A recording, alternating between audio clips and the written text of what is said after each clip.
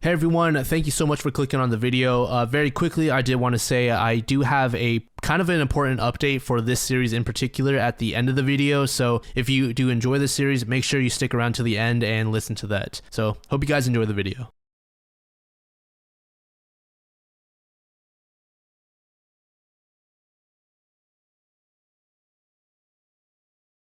Hey everyone, welcome back. Today we are continuing the To Catch a Predator Iceberg created by Reddit user Wizard Bernie. I'll link the previous two parts in the description for you to watch after this one if you do enjoy the series. We will be finishing up the first layer and then moving on to the second one in this video. If you haven't heard of the show before, it's essentially a program where decoys pose as minors to lure out adult men who have quote-unquote taken an interest in them. When the suspect arrives at a sting house, the show's host, Chris Hansen, confronts and questions them. And typically we get some pretty hilarious reactions. While the show does revolve around a very serious subject matter, the actual suspects in each of the episodes are just complete clowns. So more often than not, instead of having a feeling of dread, you'll probably be laughing at them. But for this particular part of the iceberg, there are some really disgusting people in it, so viewers' discretion is advised.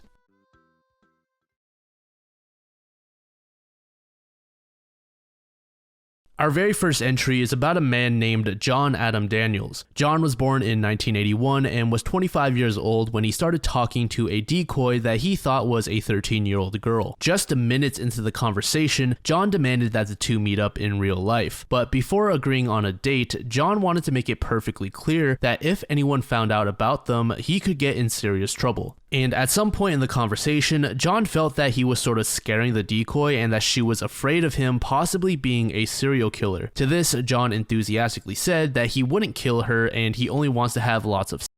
After learning that the decoy's mom was going to be on vacation, the two agreed to meet and John drove over 4 hours to get to her house in Fortson, Georgia. John brought the decoy some snacks and drinks, but when Chris comes out to confront him, he starts having a sort of panic attack and gets all jittery. And this is where we get classic quotes such as, "Oh quap," and "Am I going to be arrested?" So John knew that talking to a minor was a terrible decision, but nevertheless, he went ahead with it and says that he is completely, totally stupid. Something cute to wear tonight. Did you try some of my sweet tea? I'm not scared. Sorry, I'm almost done. Okay, baby. Did you bring me anything? Yes, I did. What'd you bring me? I drinking some Kit Kats. Am I being taped? You are being taped. Oh, crap. Am I gonna be upbeat? Arrested? That's not up to me. You admit right here that you could be in trouble if anybody found out that a 25-year-old Yes. was meeting a 13. Yes, sir. I thought it was a bad idea from the beginning, so. But if you thought it was such a bad idea, why did you do it I anyway? don't know, so. I mean, you started talking, and 45 minutes into the conversation, you say, "Have you ever seen a man's blank?" Meaning, Yes, sir. I'm sorry, sir. minutes later, you ask if she would like to move in with you. Yes, sir. What are you thinking here, Al? I'm completely and totally stupid. I'm sorry. Can I leave, sir?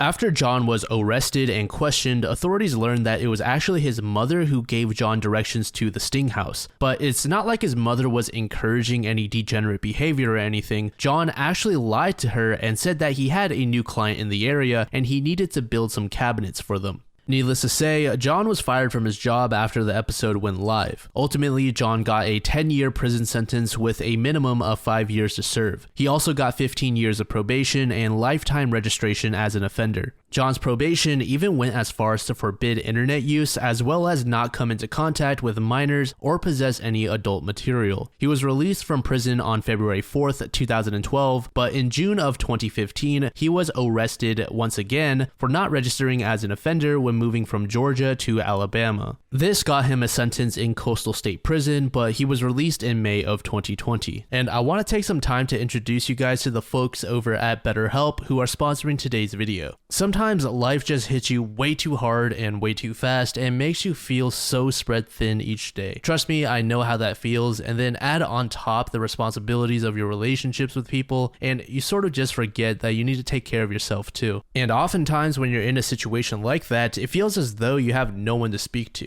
BetterHelp is a platform that provides a more affordable and accessible therapy for anyone who is suffering from a mental health issue or just going through a rough time. Unfortunately for myself, when I was at my lowest with my mental, I didn't have anyone to talk to, so BetterHelp would have been an amazing resource for me. So get help as soon as you can if you need it. BetterHelp offers easy-to-access professional therapists for individuals and even couples of any background, and after filling out some details about yourself, you can chat to your personalized therapist on the phone or through video. And because everything is online and remote, you can be matched with your therapist and start talking in just a few days. Simply visit the description and click the link. And for a limited time, that link will also provide you with 10% off your first month with BetterHelp. Additionally, I can understand that a lot of people aren't quite comfortable talking about such a sensitive topic such as this. So BetterHelp also offers text-based messaging. You can also select specific preferences that you may have when determining your therapist. And if you feel that the therapist you are matched with isn't quite for you, you can always switch to someone better suited for you for no additional cost. So if you're struggling, consider therapy with BetterHelp. Click the link in the description or visit betterhelp.com/DLAM and get 10% off your first month. Thank you to BetterHelp for supporting the channel.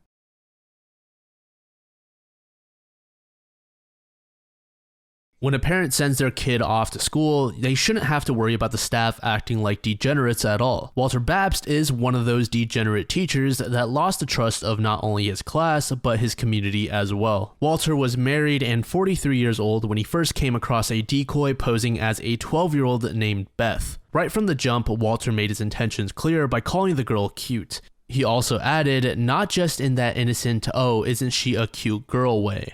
Walter claimed to be 40 years old and lied about his name, and I don't want to go over everything Walter said, but it was just horrendous. He said he preferred not to use protection and that he wouldn't be able to get it out without shooting some in her. Eventually, the two began talking about school, and Walter said that if she went to his school, he wouldn't be able to see her since he could never do anything with students like that. Which is just a WTF moment because I don't know how his head works. There's absolutely no difference. They're both children. And I really don't want to read this out loud, so I'm just going to put on screen some of the other things he said. Censored, of course, but I'm sure you can fill in the blanks. And then this guy even said he wanted to eat his own. Like with every episode, the two agreed on a date, and immediately when Chris walked up to Walter, he knew he was in trouble, asking, "Am I under arrest?" He lied about his name again, saying his name was John Hunter, but right after that, when he was asked what his plans were, he said, "Getting his ass kicked." Walter was now well aware that this was a sting operation and thus just told Chris to arrest him and kill him. When Chris questioned Walter about the decoy's age, he said, "Her profile said I'm in trouble." And then the guy tries to act like he didn't know that sending news to a minor was illegal. I'm under arrest? No, I want to talk to you. Go ahead, have a seat. What's your name? John. John what? I knew it. Go ahead and go. You knew what? No, just sit down. John, what's your last name? Hunter. Hunter. And how old are you, John?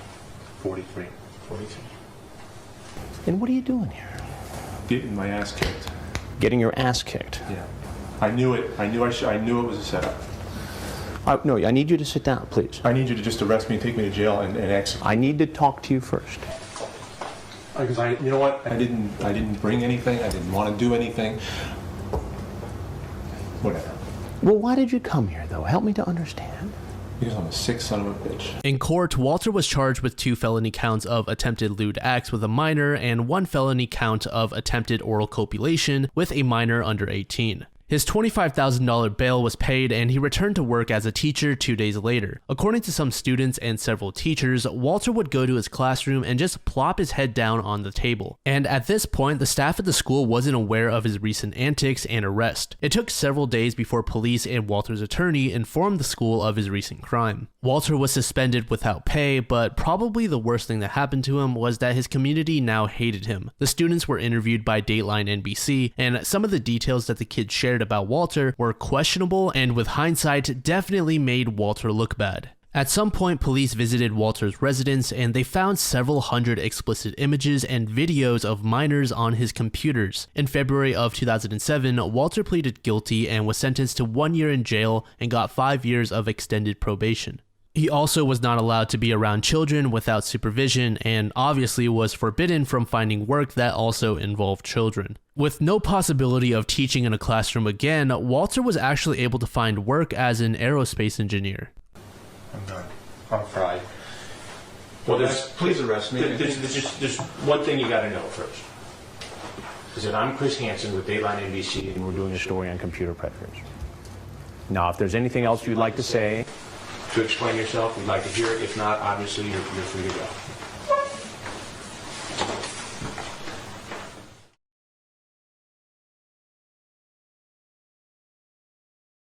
This next entry is often regarded as one of the worst and most hated men to ever appear on the show, and his background is pretty messed up. In the mid-1980s, when Thomas Bodnar was just about 20 to 21 years old, he SA'd 3 children between the ages of 6 and 9 several times. Those siblings' names were Ed Holcomb and Desiree Holcomb. As for the third and youngest child, his name was never revealed. Now Ed, he was actually mentally handicapped and was thus the most vulnerable of the trio. Thomas realized this and took advantage of Ed the most. And thankfully, it stopped within the family, as this could have gotten way worse. You see, at the time, Thomas was also participating in a Big Brother program in Salem, Oregon, but thankfully, the 3 came forward and told adults what was happening, which led to Thomas receiving a 10-year prison sentence. Following his release, he was promptly arrested yet again in 1999 for meeting a 15-year-old boy in person who he met online. Thomas met the boy through a phone chat line and decided to drive him to a hotel located in Palm Springs. According to the boy, he couldn't recall if anything happened at the hotel. However, when Thomas took the boy back home, he grabbed him by his privates and forced himself onto him. The minor walked away and Thomas was subsequently arrested and got a 3-year sentence in prison. Around this time, he also received an additional charge for the possession of CP. After serving that most recent sentence, Thomas continued his path of degeneracy, messaging minors numerous times. But in 2005, Thomas met a decoy named Luke online who he believed to be 13 years old. The conversation between the two went on for several months, but in January of 2006, Thomas stated that he had enough of the online and phone conversations and he wanted to meet in real life. They agreed on a date, and immediately when he saw Chris, he booked it out of the house. He didn't get far though and was tackled to the ground by the police.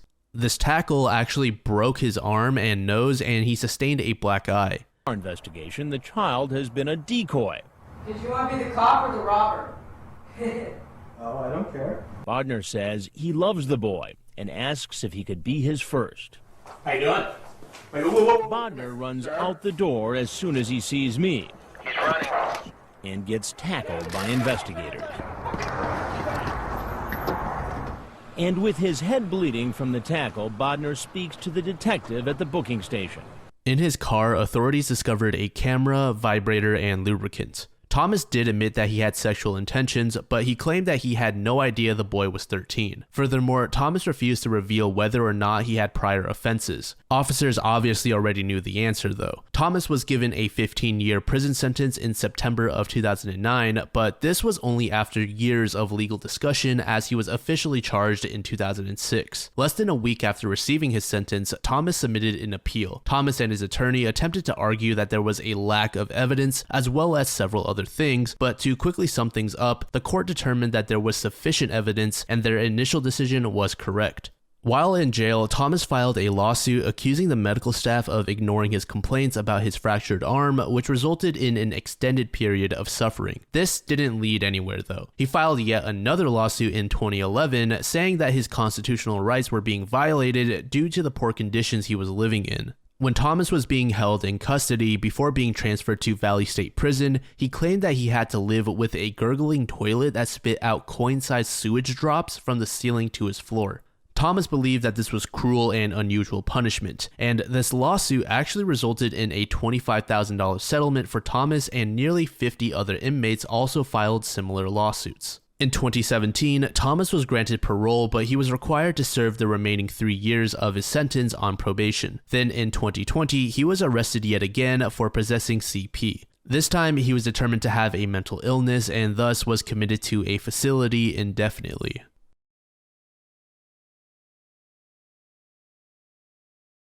Marvin Harrison Smith II was a 35-year-old man who pretended to be a 23-year-old named Marcus when he met a decoy named Aaron who he thought was 15. Marvin is remembered by TCAP viewers as being one of the worst people to appear on the show. He offered Aaron $250 to sleep with him and shared with her that he had intimate relationships with both a 16-year-old and a 15-year-old.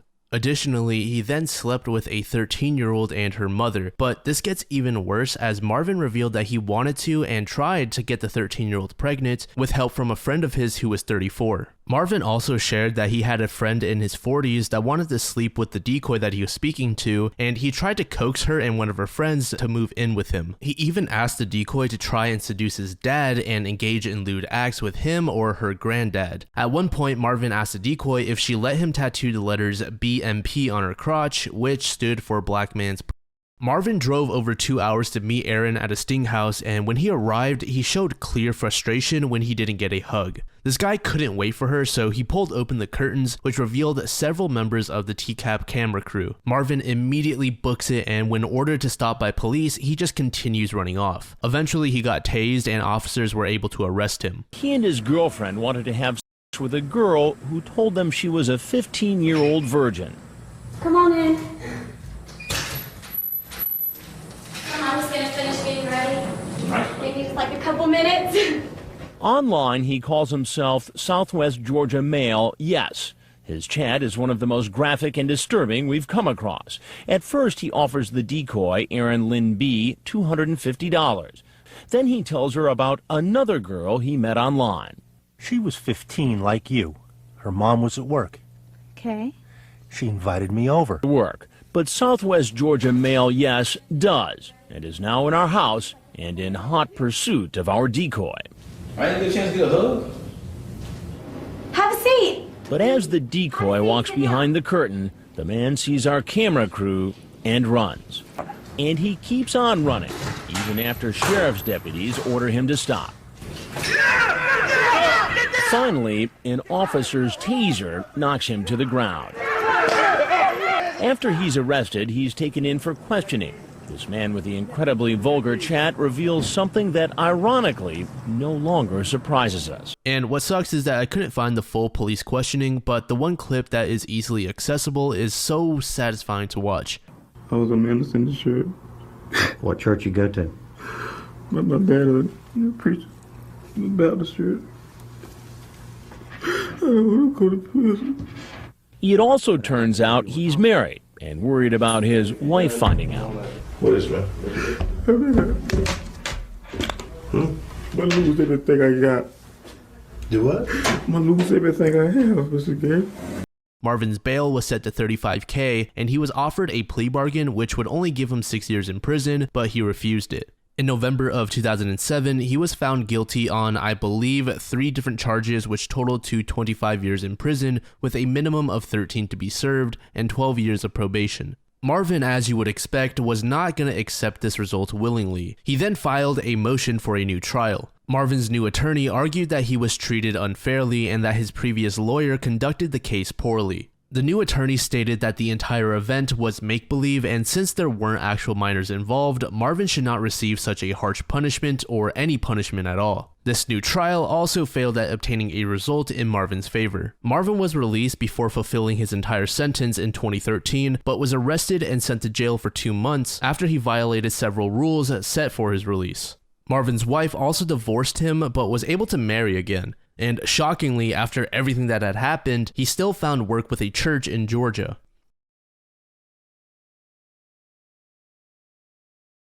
Molesterbeck is the nickname given to a predator named Kevin Westerbeck who was arrested for assaulting his niece, who at the time was 13 years old. The girl was extremely scared one night because of a thunderstorm, so in search of comfort, she went into Kevin's room where he touched her inappropriately amongst other things. He was arrested after revealing this to his counselor. Kevin was also arrested in 2005 for the solicitation of a minor after he was caught in a different sting operation, which got him an 11-month sentence. But before he got locked up, he was given several days to get his things in order, and this is when he appeared on TCAP. Kevin was 47 years old when he appeared on the show and worked as a budget analyst for the US military. Specifically, he worked at the Wright-Patterson Air Force Base. Kevin met who he thought was a 13-year-old girl named Destiny. Kevin immediately bonded to the girl and lied about his age. He stated that he was 27 and that he was going to show up naked at her doorstep, so she should do the same. But the day before Kevin was supposed to visit the decoy, he got cold feet. He began asking questions revolving around whether or not Destiny was a cop, and when he didn't get an answer that he liked, he canceled the visit and claimed that he had to help at his parents' house. The very next day, he contacted Destiny again, saying that he had to serve an 11-month sentence soon, the same 11-month sentence that we mentioned earlier. When asked what he did, he admitted to sleeping with a minor. He followed up by asking the decoy to meet up once more before he had to serve his sentence. There was a lot of self-deprecation in the conversation, with Kevin often referring to himself as weak and stupid. Kevin Westerbeck walks in, and he's very short. And so I lean over to the bar to talk to him, and I said, "Why don't you have a seat?" And he doesn't want to do it, but I said, "No, please." And so he jumps up on the bar stool, and I said, "What are you up to tonight?" Well, Mark, she asked me to come over and... Please have a seat. Relax. Come on. Who asked you to come over exactly? Who asked you to come over? Destiny. Destiny. Now, Kevin, you've had some contact with the law before. That's correct. Tell me about that. This child, there was a child, I forget what it is. Child solicitation?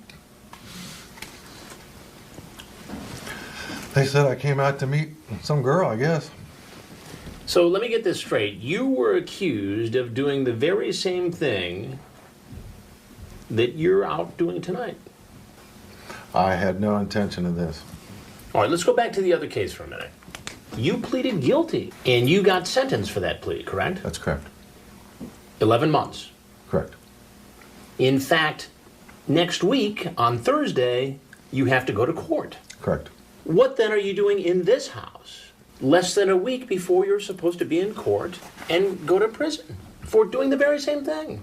Stupidity, because I didn't expect this to be like that. So what, it's my fault?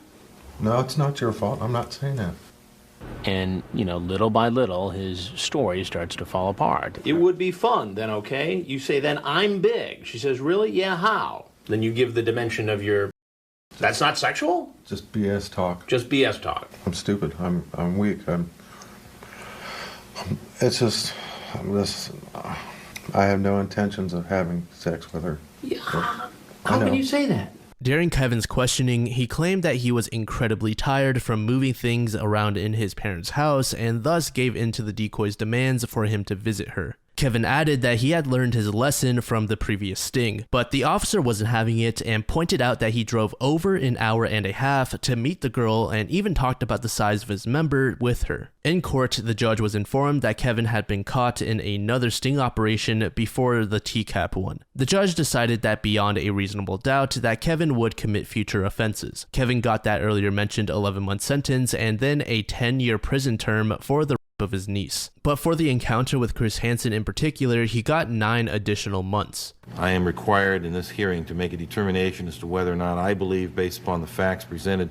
In this case, you've made it very clear, Mr. Westerbeck, as to whether or not you'll commit future offenses. This court will make a finding, and I make this finding beyond a reasonable doubt, that you are likely to commit future crimes based upon the evidence before the court today. After he served his sentence and was released, he went back to live with his mother. Kevin was last seen stocking shelves at a Kroger store in 2020, but it's speculated that he lost his job when COVID hit. And just some bonus trivia, I guess, on the guy, he has a Ren and Stimpy tattoo on his left ankle. Furthermore, on Chris Hansen's podcast, Chris claimed that Kevin committed several additional assaults after his release.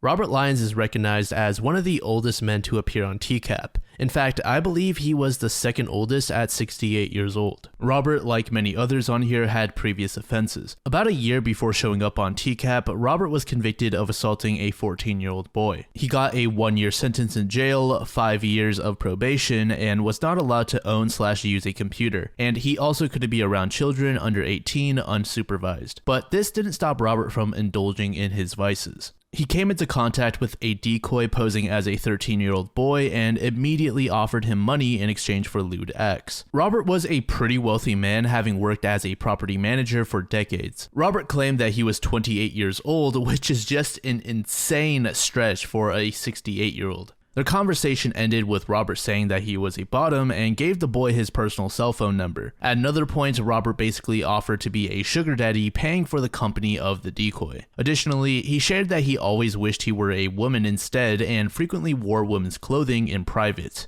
And something I found pretty funny, Robert kept ending his sentences with "foo" because he thought it made him sound younger and cool. A little over 2 weeks after meeting the decoy online, Robert inquired about meeting up in person. The decoy was hesitant at first, but said that he'd be home alone soon and Robert could come over. Robert also wanted to make one thing very clear. He said, "I don't f guys, but if you want, you can do me." And it just gets really explicit from here on, so you can use your imagination if you want. Upon meeting Chris, Robert admitted to lying about his age, but wouldn't admit to wanting to sleep with the boy at first. And he starts getting visibly nervous as his lips starts to twitch. Suspicious.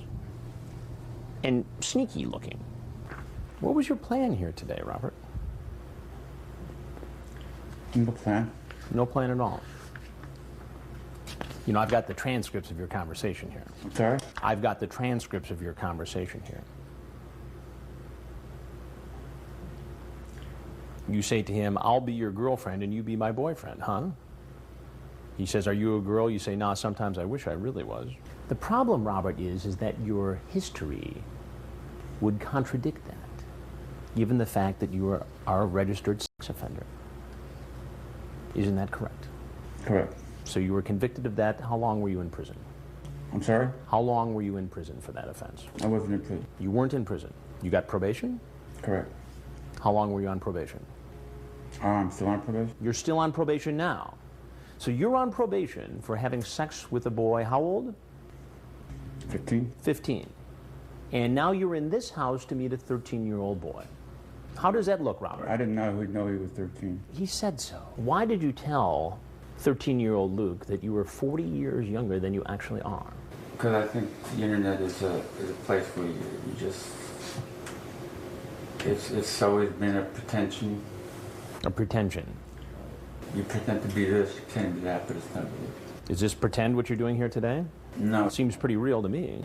Robert was charged with 3 felonies, which resulted in a $1 million bail. But on top of that, there was another $100,000 tacked on since he violated probation. And even though the bail was set extremely high, the DA's office was fighting for no bail since they believed Robert was a danger to society. But in the end, Robert didn't even have $1 million sitting around, so it didn't really matter anyway. During the legal fight, Robert was moving around without updating his address, which just made the guy look even worse. He ultimately pleaded guilty and got a 5-year prison sentence, and Robert was released in 2012.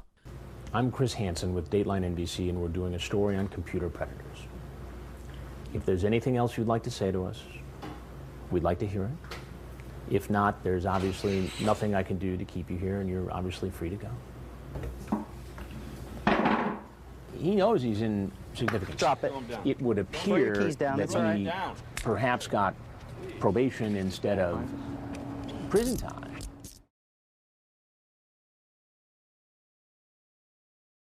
So this entry is literally just referring to a quote from one of the suspects in an episode named Lauren Armstrong. I won't be going over Lauren here since we talked about him in part 2, but the guy has so much info on him online. If you want to spend the time, there is a massive rabbit hole on Lauren. Oh, here's a good one.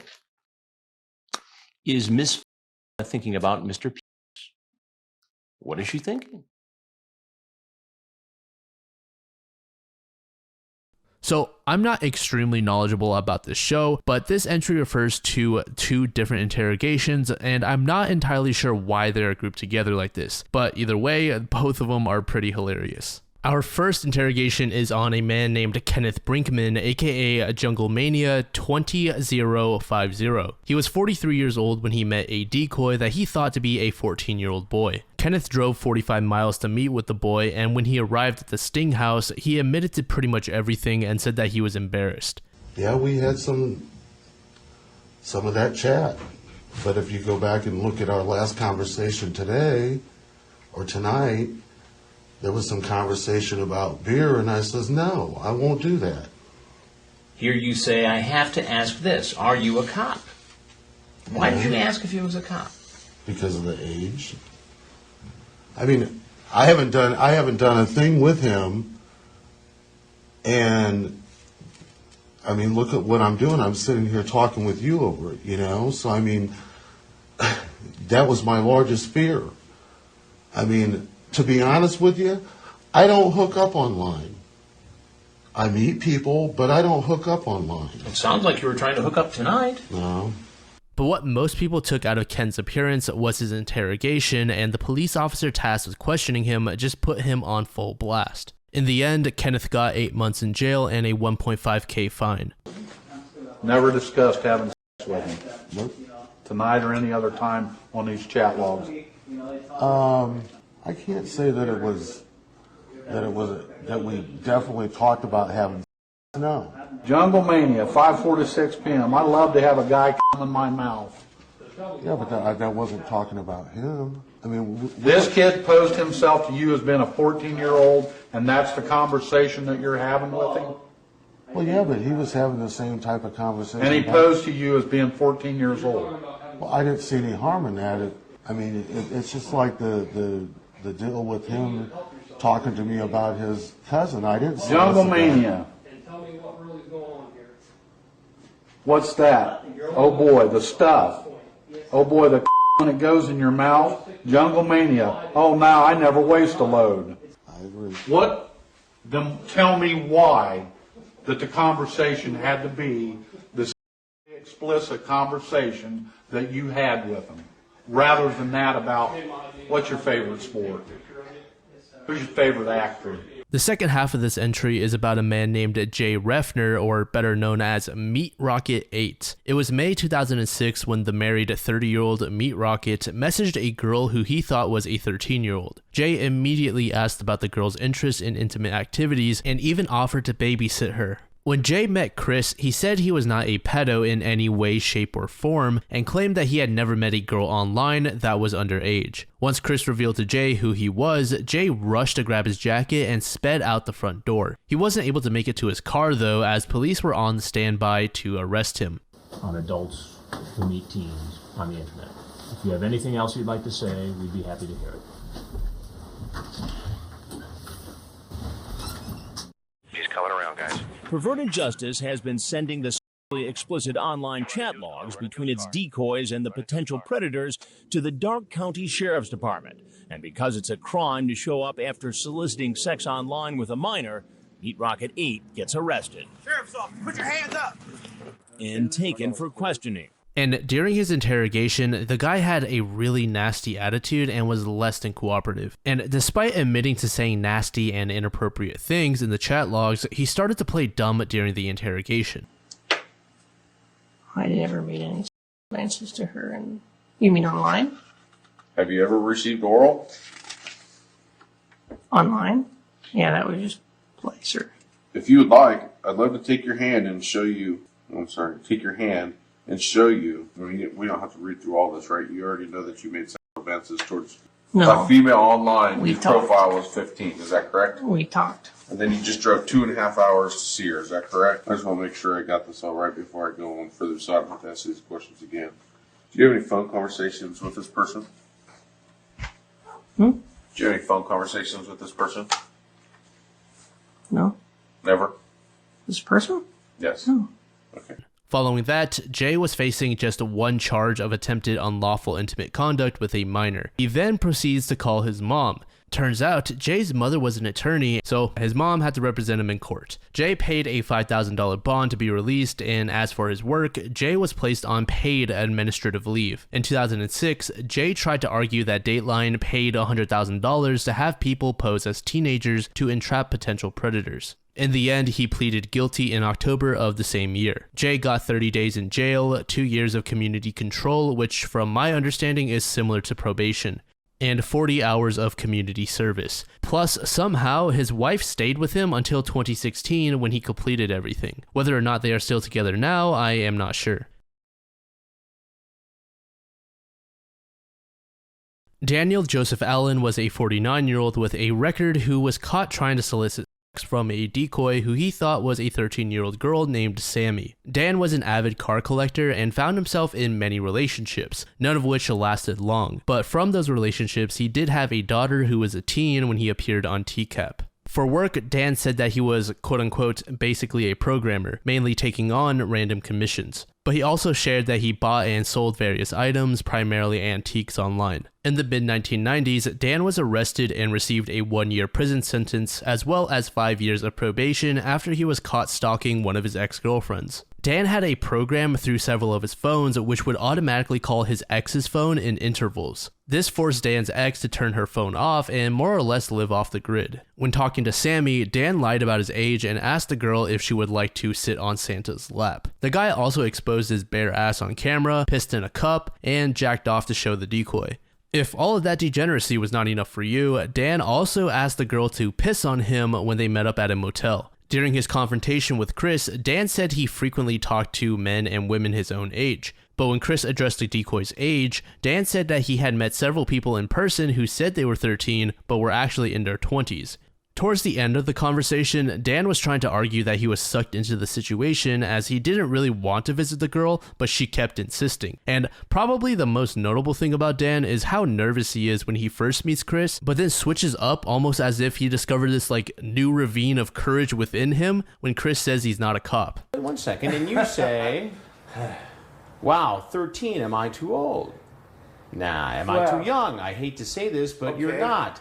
Why do you hate to say that? Because it's like I'm some old pervert, but girls your age are so much more fun. I have conversations like this with people that turn out to be guys more than half the time, or they turn out to be very nice women, and that's basically how it goes out there. You know what I mean? But if somebody says they're 13, maybe you should just stay away. Well, yeah, you're absolutely. Right? I mean, why take a chance? You visited people online. You visited people who you met online who said they were 13 before? Well, yeah, 13 or 15. So it's not the first time you've done that? Well, no, wait a minute. I've never met a 13-year-old girl from offline. Well, I'll shove that camera down his throat. I don't think you're going to want to do that. Why is that? I don't think you'll want to do it. Now, we can't keep you here. If you want to say anything else to us, we'd love to hear it. You're free to leave, obviously, if you want to go. You can say whatever you want to say. Well, I mean, I obviously want to say something off camera. Well, I can't have the cameras turned off at this point. Well, then I'd like to say that pretty much I think you have it all wrong. In court, Dan pleaded guilty and was sentenced to 3 years in prison. He was released late 2008, and by this time, his health was rapidly declining. He only survived a few more months before dying in January of 2009 at 51 years old. Sometime in 2021 on Chris's podcast, Dan's daughter made an appearance. She said that she and her family had all watched Dan's episode and were not exactly surprised that he was trying to meet minors. So that is going to end part 3 of the TCAP Iceberg. Thank you so much for making it to the end. If you did, leave a puke emoji to let me know you got here, and I'll drop you a heart. And let me know what you guys thought of the video, as the previous 2 parts were much more comedic than this one.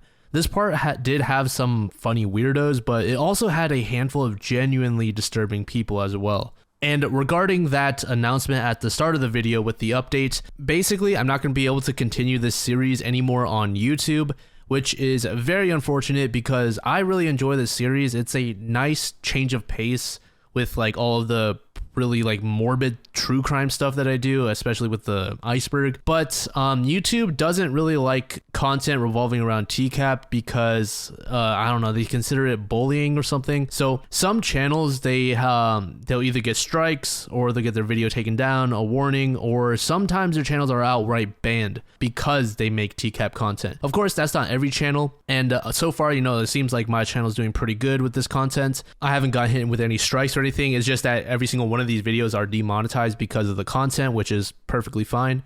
But now, with the knowledge of there being real risk of my channel getting hurt because of this content, I just can't justify actually doing it. So again, I really do want to continue this series. So basically the ultimatum that I came to is I'm going to stop making this TCAP series and uploading it on YouTube, but I will be posting it on Patreon. since they are much more looser with their guidelines. Of course, I'm sure there's a limit, but I can be much more genuine and explicit on there with regards to the content that is in these TCAP videos, because I am heavily censoring myself in these videos. You know, sometimes I'll say like intimate activities and such. I don't want to say that, but I will also make versions that are a bit more explicit of my other videos as well, so you aren't just getting the TCAP videos by themselves. So I do want to finish up the TCAP series on there, and I'm going to have to delete the videos, the first 2 parts of the TCAP Iceberg, and I'm gonna have to archive those on Patreon. So if you really do want to see them, you guys are gonna have to head over there. And in turn, I'm also going to be updating the memberships on the channel, because I don't want to charge like $1.99 and provide you guys the same thing if I'm providing more on Patreon. So I'm going to drop the membership cost on the YouTube channel to just like 99 cents. And that's going to get you early access to the videos, but you're not going to be getting the Patreon version, which is a bit more explicit. I've said that word so many times in this outro, but you're not going to be getting the Patreon version, obviously, if you're a YouTube member. But you will be getting early access to the videos with no mid-rolls. So if that interests you, you know, feel free to go for that. But if you want the other content on Patreon, you know, go over there. It's $1.99 probably. If there should be a link in there right now by the time this video goes live to the public, but if there isn't, just wait a little bit. So yeah, that's all I want to say. But before we end the video, I do want to give a shout out to all of my members right now. And that's another thing. If my current members, if you guys do want to continue to support me, when I update the memberships, like the price and drop it, I think YouTube just kicks you out of the memberships. So if you still want to support me, you're going to have to go through that process again. So thank you to all my channel members. Ron Chittenden, I'm so sorry if I messed up your last name. Bad Baphomet, Cam Haha, Melody, My Name Matt, Jerome Reuter, -5 stars, Sasha Wise, Fear the Milkman, Devoured Eagle, Hero, Fartbag69, and Oscar Isaacson. Thank you all so much for your continued support. So again, if you would like to support the channel, you can either become a member with the updated memberships, or you can be a Patreon, you can be a patron on Patreon if you want those exclusive videos. You'll get your name, and regardless if you're a member or a patron, you'll get your name at the beginning and end of all my videos. So thanks again to everyone who stuck around till the end. Stay safe, and I hope you all have an amazing day.